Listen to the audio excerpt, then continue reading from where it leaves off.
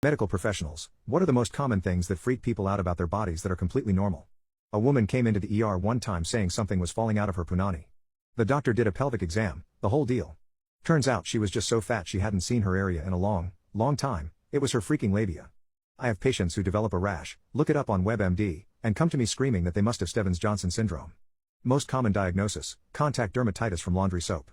Professional tip, don't search it up. Their daughter's first period.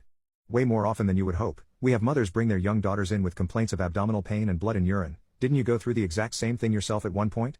A small fraction of people, including myself, randomly get a sharp pain when breathing in, typically on the left side of the chest.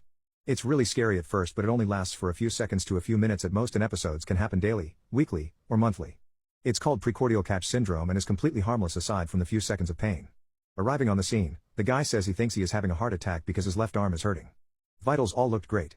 He was sore from exercising at the gym. He actually said, "Yeah, but my left arm hurts worse than my right arm." To which the paramedic, basically my boss, was like, "Well, did you work your left arm more than your right at the gym?" Actually yeah. Well, that's probably why. Second day on the job.